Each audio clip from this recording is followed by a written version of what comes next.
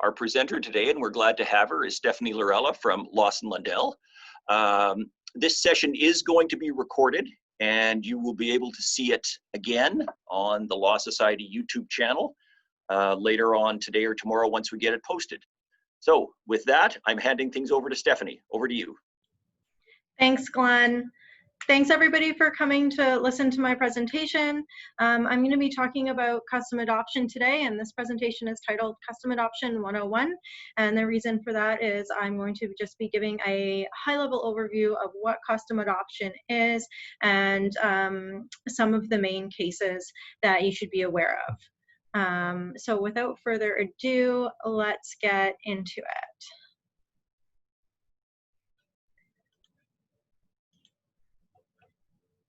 So I'm just going to minimize that. So what is custom adoption? Oh, we got another person coming in. Okay. Sorry. Let's admit these people. And great. So what is custom adoption? In Canada, an Aboriginal custom adoption may be defined as the transfer of parental rights and obligations from biological to adoptive parents. Oh,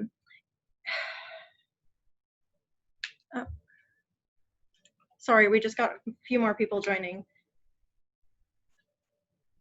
So we've just gotten started for those who have just jumped in. We're talking about what is custom adoption and how that's defined here in Canada.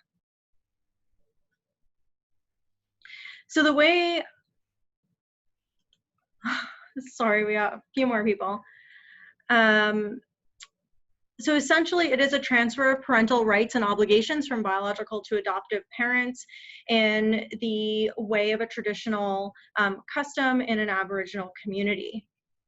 So this is outside, an adoption that is outside of an Adoption Act adoption. However, it's recognized as having the same legal status as a private adoption. Placement decisions are typically up to the birth parents or the extended family, and the adoption is deemed to have taken place at the time that the child is placed with the adoptive parents. And so when I look at this, to me, this seems like very analogous to a private open adoption. Children typically know that they are adopted. The adoptions are usually, but not always, between family members, and typically the child maintains contact with the birth parents.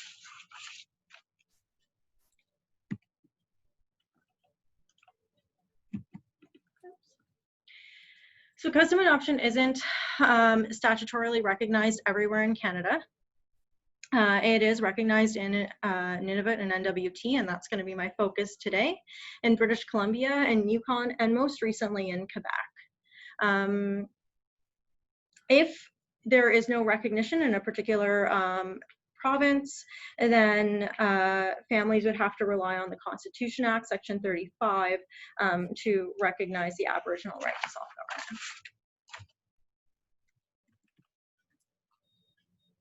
So this is the preamble for the NWT and Nunavut Act. The act in NWT and Nunavut is unique compared to other jurisdictions because it is a regulatory framework. So essentially, you don't have to go to court to have the custom adoption recognized. And I'm going to come back to that a little bit later because obviously we do have cases concerning custom adoptions in court here. Custom adoption is not defined in the Act, and home studies and placement approvals by child welfare agencies aren't required. However, if there was a child protection concern, the child welfare agency would step in as they would in the normal course. So in theory, the steps in NWT and Nunavut to have a custom adoption recognized would be for the family to decide that an adoption is going to take place, to have that adoption actually take place, to contact the custom adoption commissioner in that family's community, and the custom adoption commissioner then verifies that an adoption has taken place and that that adoption is in accordance with the Aboriginal customary laws, and then they would issue a certificate.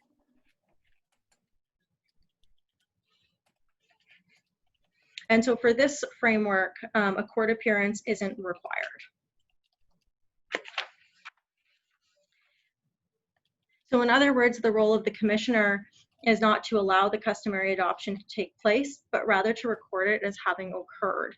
The commissioner does have the power to refuse the application if there is information they're getting that is not in accordance with that Aboriginal custom.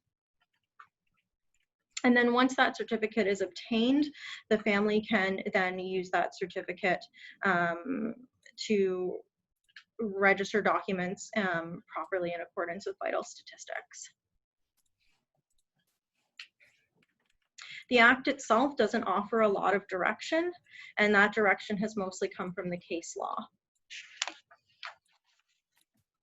which I will touch upon a little bit later. In British Columbia, a formal court hearing is required. We started a little bit late, and for the purposes of this presentation, I'm not going to go through the full process in the other territory and provinces, but just be aware that British Columbia does have a statutory recognition. Same with the Yukon. Again, court process is required. And then in Quebec, this is new. This came into force in 2018. And this above passage is from an information bulletin that was released by the government of Quebec. And their framework seems to be more in line with the NWT and the Nunavut model. And last, as I said, if there's no recognition, you're left relying on the Constitution Act to have that recognized in other jurisdictions.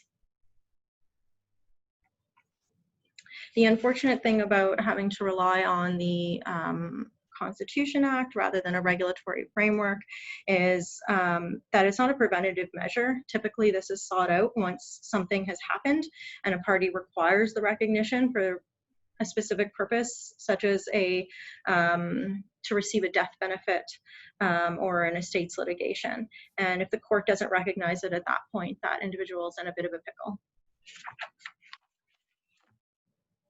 So I'm going to go into some foundational cases.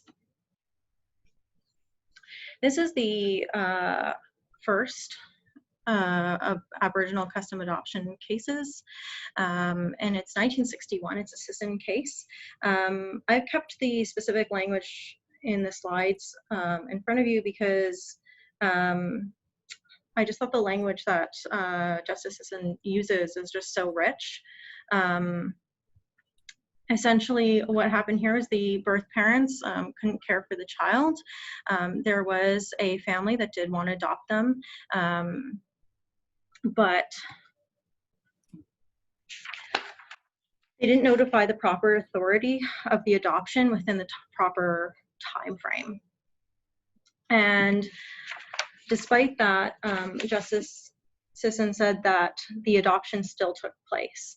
And this was the earliest custom adoption case that I could find in Canada.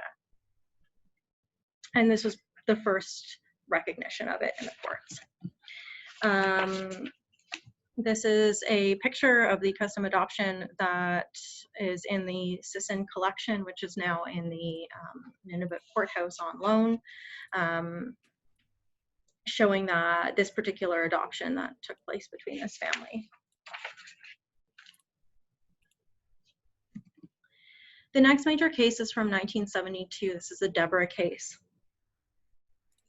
This involved a child who had been adopted out of necessity. These parents had 4 children, and Deborah was the youngest of the 4. The mother was medevaced down south for an extended period of time for medical reasons, and they lived a fairly traditional lifestyle. The father maintained trap lines and continued to care for the children on his own, but eventually that wasn't something that he could keep up. And while the mother was away, even over her protests of this, Deborah was adopted to relatives who were unable to have their own children.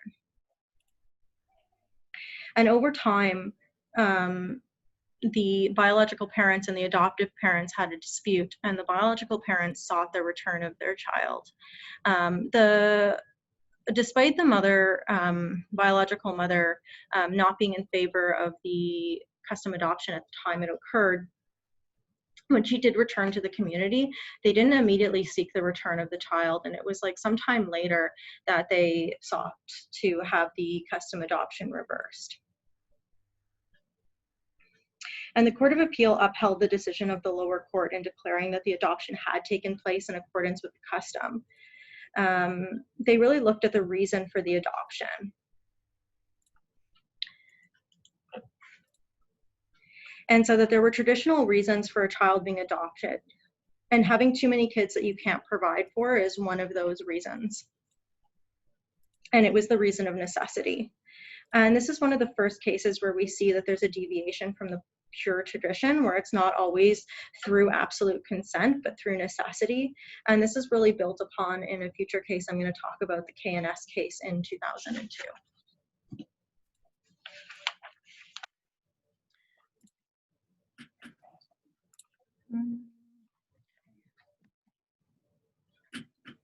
So then from 1972 to 1975, this is our next foundational case. And this case was dealing with an Aboriginal custom adoption to cross-cultural adoptive parents. And the court really focused on the evidence that the biological community and the adoptive mother, who was Caucasian, noted that she had become a band member and was receiving treaty money. And so the court issued a declaration recognizing that custom adoption. They felt that she was part of that Indigenous community, even though she was not biologically part of that culture.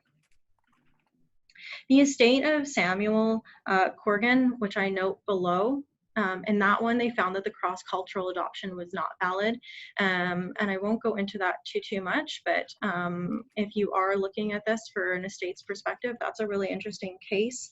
The adopted father in that case had not adopted any of the customs of the Aboriginal culture, and he was not living in that way or with anybody who was Aboriginal, and they did not find that that adoption had taken place for the purposes of the estate. I really question whether this case is decided correctly and whether or not it would have precedential value, but I draw your attention to it as an alternative outcome.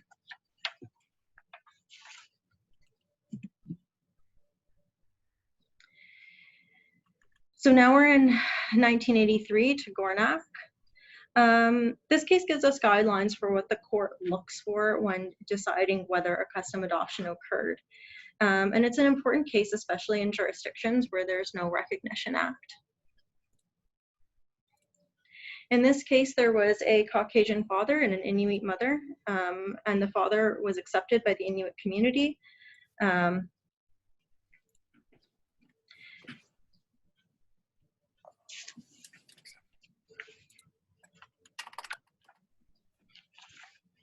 And in this case, they really focused on the consent, that the child had been voluntarily placed with the parents. And this case is really important for that third factor that's on the slide about whether the adopted parents are entitled to rely on that custom adoption practice.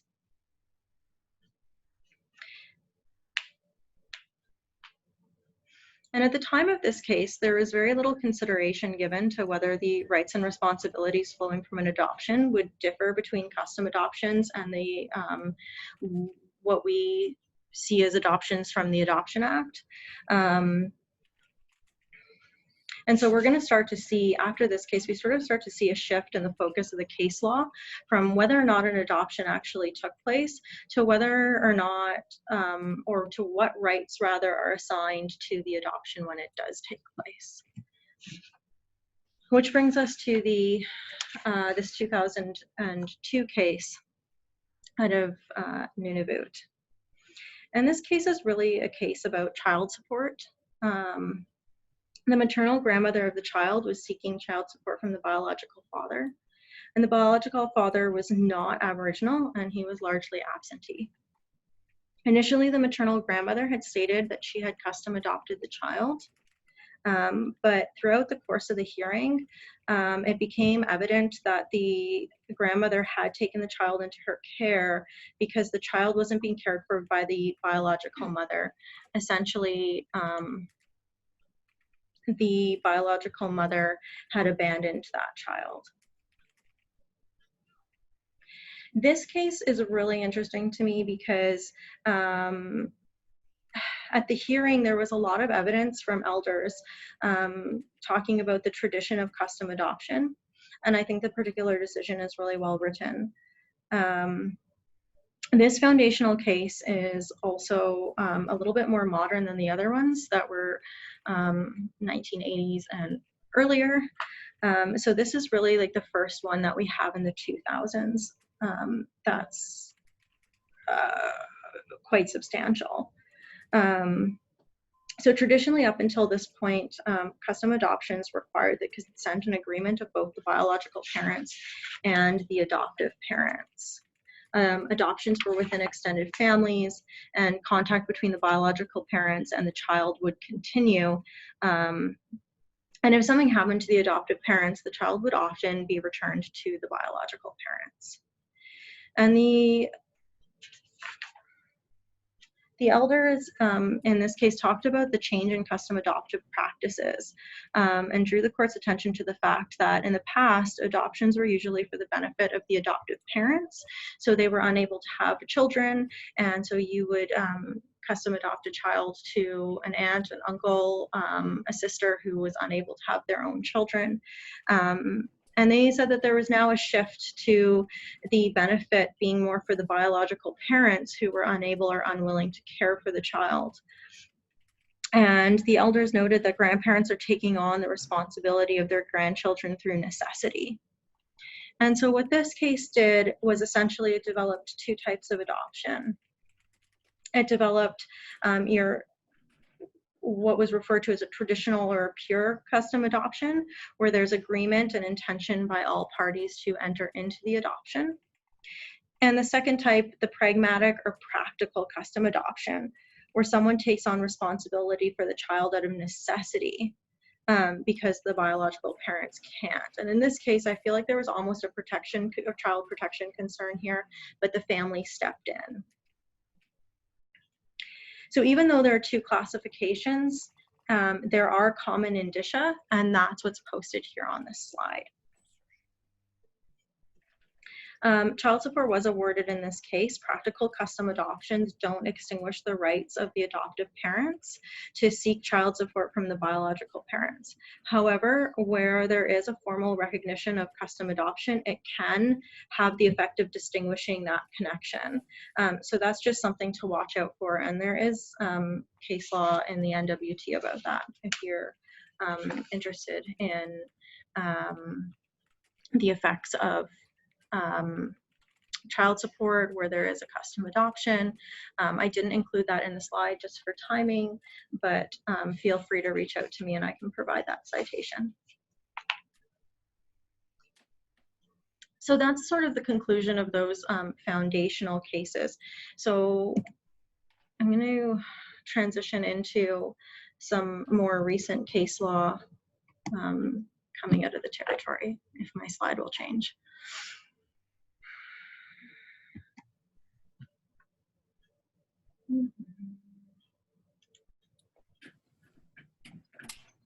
Sorry, having some technical difficulties here. Oh, there we go.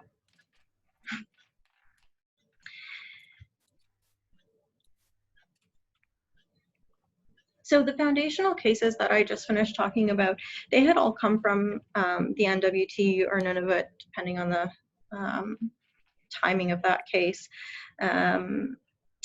But that doesn't mean that NWT and Nunavut's regulatory scheme is without issue.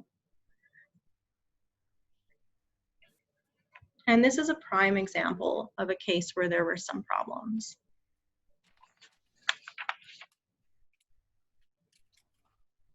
So in this particular case, the child had some medical issues, and I believe the mother did as well. The child was born premature, and baby and mother were going back and forth between the southern provinces for medical reasons. And they went back and forth more than once. And at the time when they were down south for medical, there was some discussion with the grandmother about potentially adopting the child. And the paternal grandmother, for some reason, did come to understand that a custom adoption had occurred. However, events made it clear later on that there wasn't actually agreement on the custom adoption. So what went wrong in this? How did the grandmother end up with a custom adoption certificate that was issued and registered with the court? Well, according to the evidence, the commissioner was unable to contact the biological mother because she didn't have sufficient minutes on her cell phone to call them.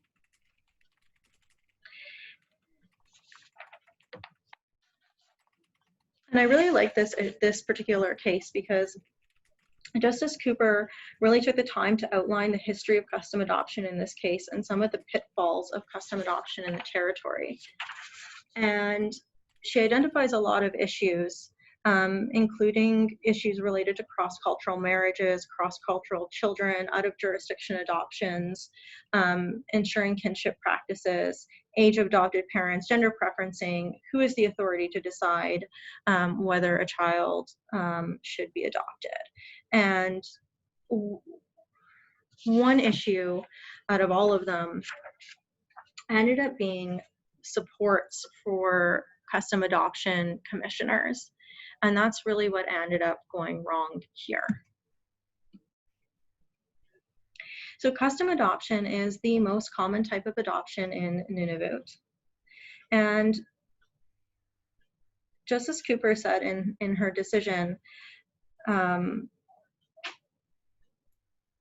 that the certificate needed to be vacated because it breached the fundamental concept of procedural fairness of notice to the interested parties. And so even though the adoption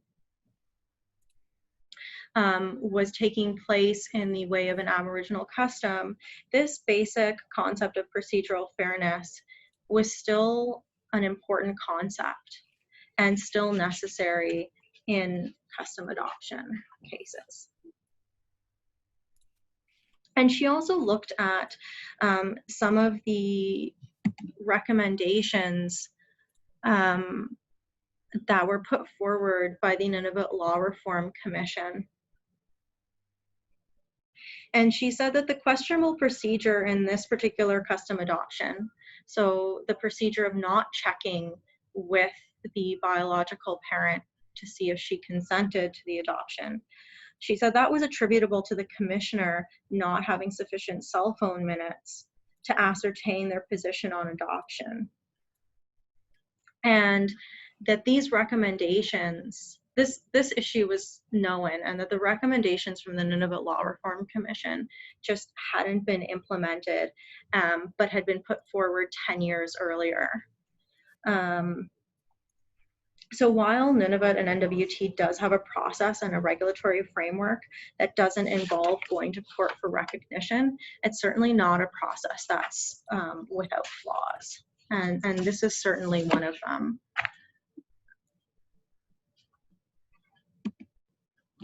So this is also a 2017 case coming out of Nunavut, but I do want to draw your attention to the fact that the last case also had a 2017 citation, but the case was actually heard in 2015. So we do have a little bit of a time jump here.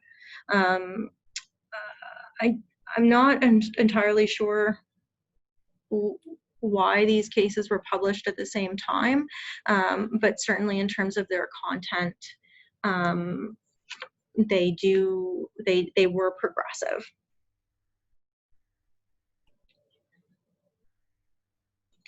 In this particular case, at the time the child was custom adopted, the biological mother was not in a position to care for the child. And so the child was placed with a relative who ended up being the respondent in this particular case. This, in fact, is a custody case. Because the custom adoption was never registered. And so if custom adoptions are registered and one is looking to overturn that custom adoption certificate, that would go by way of a judicial review. But because in this case the custom adoption was never registered, this was just your normal, proceeded by way of like a normal custody case.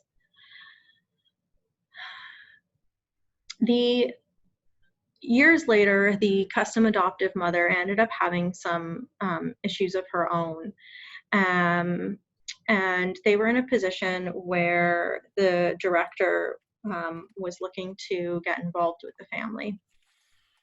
And so the biological mother came forward to try and take that child back.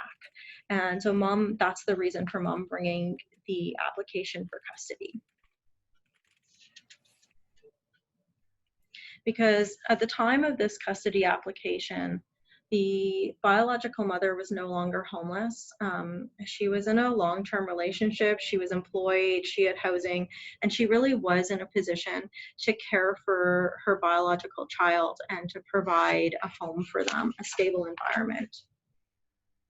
But the court decided that when the director is involved, the court leaves custody as a decision for the director to make. And Justice Cooper found in this decision that had the child not been the subject of a child protection proceeding, that the biological mom likely would not have come forward to try and have that adoption reversed. And she said that it was usurping the role of the director and the child protection proceedings if she were to determine custody in this way.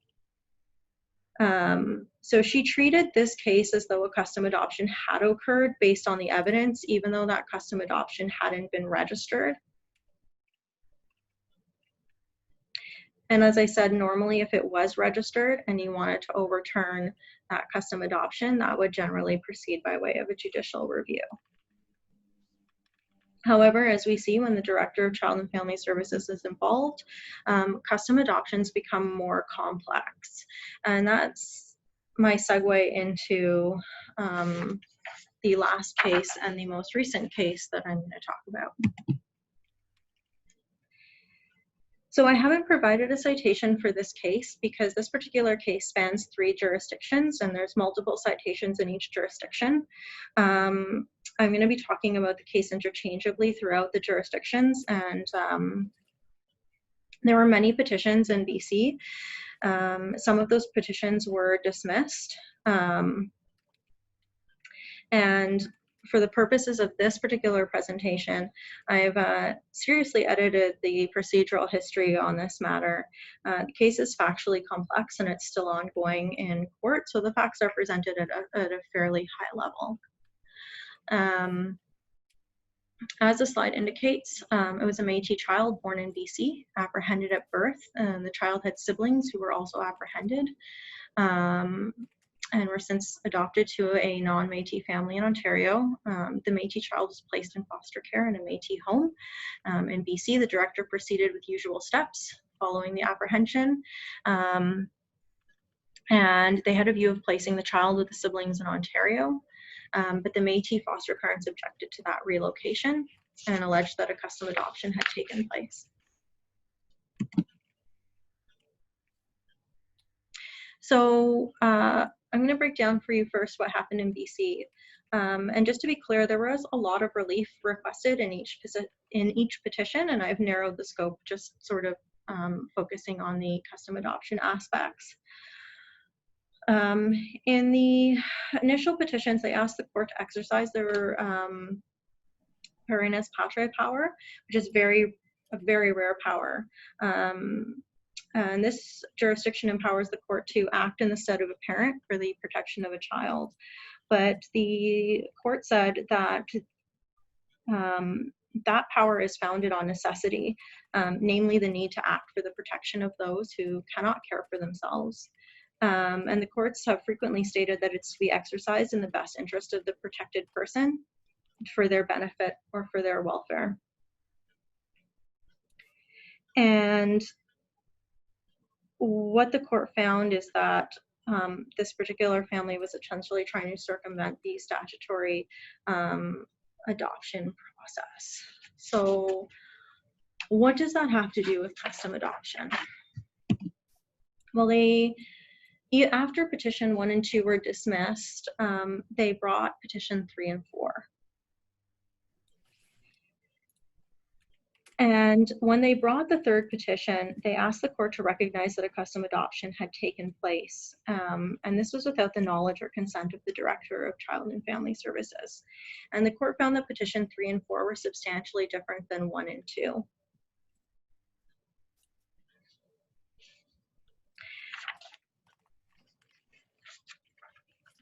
But the court found that the assertion of a past custom adoption could be considered a collateral attack on the continuing custody order. And here's the intersection between the custom adoption and child protection. But this case didn't end there. It came before the NWT courts because the family had a custom adoption certificate issued in the Northwest Territories. And this led the director from BC to seek to have that custom adoption certificate vacated when they learned of the certificate. And this was challenged by way of a judicial review. And this particular case is still going through the courts now, so we're not sure what the ultimate outcome is going to be because Justice Smallwood's decision is being appealed. But this particular decision did borrow from Justice Cooper's decision and did focus on the importance of procedural fairness in the custom adoption process and notice to interested parties. And so I think what we're going to get a determination of at some point is a better idea of who those interested parties are, because that's really what's at the heart of this case. And so that's where we're at with custom adoption in the territory to date. This is probably the most recent case on this, and I hope that this has provided a overview and a better understanding of the basics of custom adoption. So thanks for listening. I'll just check to see if we have any questions. Thanks, Stefanie. And if you do have any questions, do you want to send us a chat? I see we have one, and I'll read it out. It's from Karen Wilford. Given the very wide variation in customs between communities and over time, what is the best approach to knowing / understanding / respecting custom adoption? And is it dangerous to rely on dated decisions with finding of facts as to what custom adoption is or is not? That's the question, Stefanie. Okay, it's packed.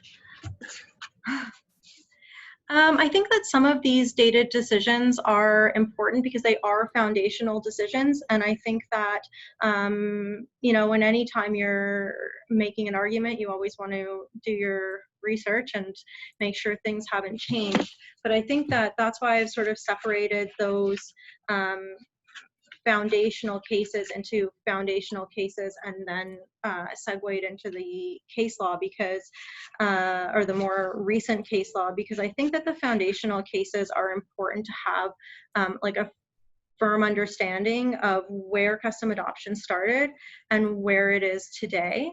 So for the purposes of this particular presentation and providing an understanding as to what custom adoption is and how we got where we are, those are still, I think, really relevant.